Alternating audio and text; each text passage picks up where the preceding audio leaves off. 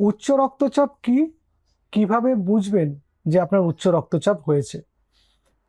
যখন ধমনীর মধ্যে দিয়ে রক্ত প্রবাহিত হয় তখন ধমনীর দেওয়ালে যদি স্বাভাবিকের চেয়ে বেশি চাপ দেয় সেই রক্ত প্রবাহ, তখন সেই ক্ষেত্রে উচ্চ রক্তচাপ বলে। সাধারণভাবে আমাদের রক্তের চাপ সিস্টোলিক 120 বা ডায়াস্টোলিক 80 বা তার নিচে হতে হয়। এটা মিলিমিটার অফ মার্কারি এই ইউনিটে হয়। এবং যদি সিস্টোলিক ব্লাড প্রেশার 120 থেকে 129-এর মধ্যে এবং ডায়াস্টোলিক ব্লাড প্রেশার 80-র নিচে থাকে, এটাকে আমরা এলিভেটেড ব্লাড প্রেশার বলি, নর্মালের চেয়ে একটু বেশি। তাহলে হাইপারটেনশন কাকে বলে বা উচ্চ রক্তচাপ কাকে বলে? যদি সিস্টোলিক ব্লাড প্রেশার 130 বা তার উপরে, ডায়াস্টোলিক ব্লাড প্রেশার 80 বা তার উপরে হয়, সেটাকে আমরা হাইপারটেনশন বলি। দেখা গেছে যে এর অনেকগুলো ক্লাসিফিকেশন আছে, stage 1 hypertension, stage 2 hypertension, hypertensive urgency, emergency ইত্যাদি। তো স্টেজ 1 আমরা সেই ক্ষেত্রে বলি যেখানে সিস্টোলিক প্রেশার 130 থেকে 139, ডায়াস্টোলিক ব্লাড প্রেশার 80 থেকে 89-এর মধ্যে।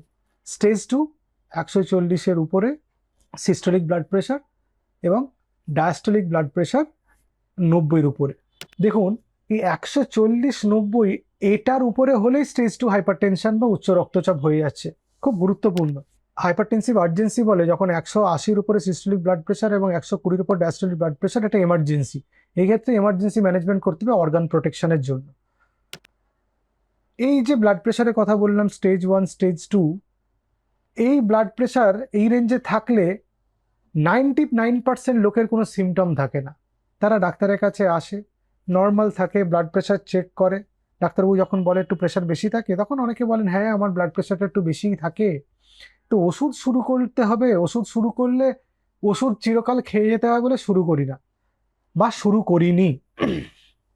এখন এই যে ওষুধ খেতে হবে, এটাতে একটা অনীহা, ভয়, ভীতি। আবার আর একটা দৃষ্টিভঙ্গি আছে যে ওষুধটা দীর্ঘদিন চলবে। হ্যাঁ, উচ্চ রক্তচাপের ওষুধ খুব বেশিরভাগ পেশেন্টেরই সারা জীবন চলে। আসলে বডি যখন ওই ব্লাড প্রেশারটাকে কন্ট্রোল করতে পারেনি, তখনই আপনার ব্লাড প্রেশার বেড়েছে, তো সেই জন্য সারা জীবন এই প্রেশারের ওষুধ চলবে বেশিরভাগ ক্ষেত্রে।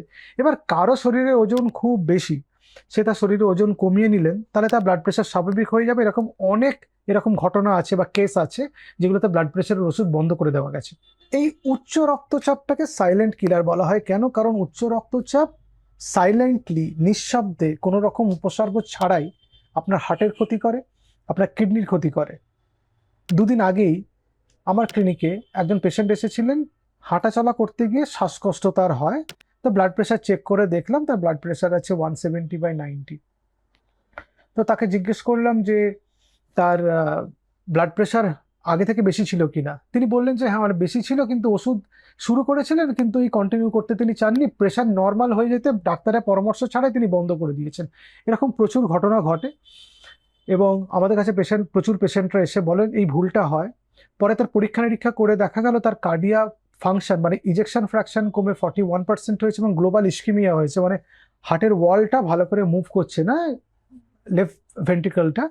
এবং তার ক্রিয়াটিনিন বেড়ে 1.8 হয়েছে, মানে তার ব্লাড প্রেশার থেকে সাইলেন্টলি হার্ট এবং কিডনি খারাপ হয়েছে।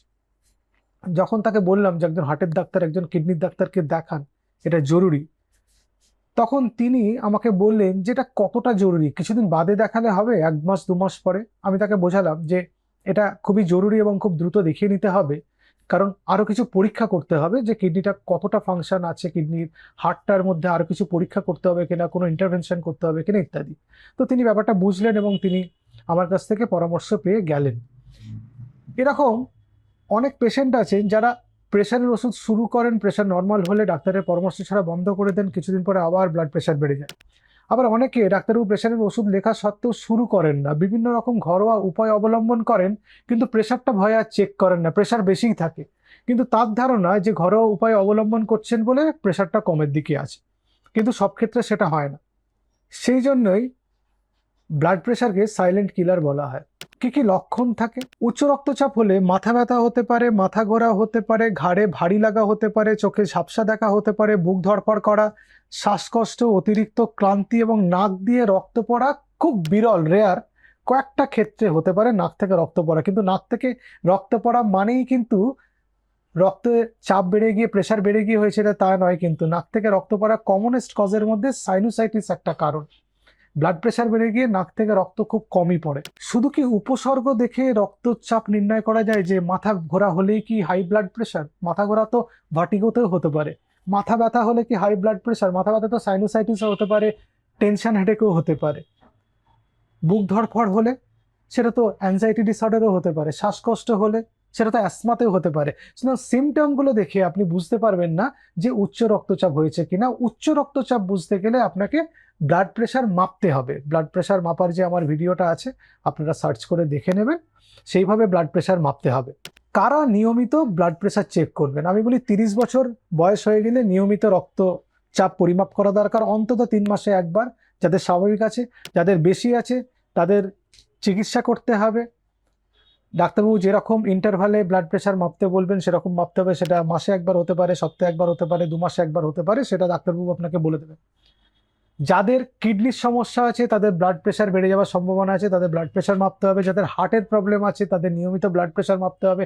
যাদের ডায়াবেটিস আছে তাদের নিয়মিত ব্লাড প্রেশার মাপতে হবে। যাদের পারিবারিক ইতিহাস আছে উচ্চ রক্তচাপের, নিয়মিত ব্লাড প্রেশার মাপতে হবে। আর যারা ব্লাড প্রেশারের ওষুধ খান তারা কিন্তু বাড়িতে মাঝে মাঝে ব্লাড প্রেশার চেক আপ করাবেন। ব্লাড প্রেশার মাপার জন্য একটা যন্ত্র কিনে রাখবেন, বাড়িতে মাঝে মাঝে ব্লাড প্রেশার মাপবেন। যাদের শরীরের ওজন বেশি, বিএমআই বেশি, তারা ব্লাড প্রেশার বাড়িতে মাঝে মাঝে মাপবেন, বা কেউ মাপতে পারেন তার কাছে মেপে নেবেন। আর যারা ধূমপায়ী তারা কিন্তু ব্লাড প্রেশারটা মনিটর করবেন, খুব জরুরি। এবার উচ্চ রক্তচাপের সাধারণ কারণ কি? একটা তো পারিবারিক ইতিহাস, একটা শরীরে ওজন বেশি, একটা অ্যাক্টিভিটি কম, মানে সেডেন্টারি লাইফস্টাইল, হাঁটাচলা কম, শুয়ে বসে কাটানো, কোলেস্টেরলের সমস্যা, থাইরয়েডের সমস্যা, ডায়াবেটিস, ঘুমের কোনো সমস্যা মানে অবস্ট্রাকটিভ স্লিপ অ্যাপনিয়া থাকলে হাই ব্লাড প্রেশার হতে পারে। জিনগত বা হরমোনজনিত কিছু কারণে ব্লাড প্রেশার বাড়তে পারে। কিডনির সমস্যা থাকলে ব্লাড প্রেশার বাড়তে পারে। এই কমনেস্ট কারণের মধ্যে এইগুলোই সাধারণভাবে আমরা ব্লাড প্রেশার বেড়ে যাওয়ার কারণ হিসাবে জানি। উচ্চ রক্তচাপ শরীরে কি ক্ষতি করে? স্ট্রোক হতে পারে, হার্ট অ্যাটাক হতে পারে, রেটিনা খারাপ করতে পারে, কিডনি খারাপ করতে পারে। এরকম অনেক কমপ্লিকেশন আছে। যে সবসময় যে স্ট্রোক হচ্ছে তা না, অ্যারিথমিয়া হতে পারে, হার্টের রিদমের প্রবলেম হতে পারে, কার্ডিওমায়োপ্যাথি হতে পারে, কার্ডিওমায়োপ্যাথি পর্যন্ত হতে পারে। সুতরাং মাঝে মাঝে ব্লাড প্রেশার চেক করা দরকার। যাদের ব্লাড প্রেশার বেশি তাদের ব্লাড প্রেশার নিয়ন্ত্রণে রাখতে হবে। 5টা উপায় যা দিয়ে উচ্চ রক্তচাপ প্রতিরোধ আপনি করতে পারবেন। একরকম নুন কম খাওয়া, 1 নম্বরে। নুন কম খাওয়া, সারাদিনে 5 গ্রামের নিচে নুন খেতে হবে। 2 নম্বর ওজন নিয়ন্ত্রণ করা। 3 নম্বর রেগুলার এক্সারসাইজ করা বা ফিজিক্যাল অ্যাক্টিভিটি রাখা, অন্তত 30 মিনিট করে এক্সারসাইজ করুন। 4 নম্বর পর্যাপ্ত ঘুমানো, 7 থেকে 8 ঘন্টা। আর 5 নম্বর মানসিক চাপ কমানো। তার জন্য যা করতে হবে, কাজ কমাতে হবে, এক্সারসাইজ করতে হবে, মেডিটেশন করতে হবে, যোগা করতে হবে, মাইন্ডফুলনেস করতে হতে পারে, সোশ্যালাইজ করতে হতে পারে। যে যেভাবে তার স্ট্রেস কমায়, কেউ আঁকলে তার মন ভালো থাকে, স্ট্রেস কমে, সে আঁকবেন। যার যেটা হবি সেটা করবেন। কেউ বই পড়লে তার স্ট্রেস কমে, যার যেটা করলে স্ট্রেস কমে, মানসিক চাপ কমে, সেটা করতে হবে। কখন দ্রুত চিকিৎসকের পরামর্শ নেবেন? যখন ব্লাড প্রেশার খুব বেড়ে যাবে, যে 160 হয়ে গেছে সিস্টোলিক, ডায়াস্টোলিক 100, এটা তো খুব বেশি, বা 180 হয়ে গেছে সিস্টোলিক, ডায়াস্টোলিক 100, 120 এরকম, দ্রুত ডাক্তারের কাছে যেতে হবে। তখন আর ঘরোয়া উপায় না, তখন আর অন্য কোনো পন্থা না।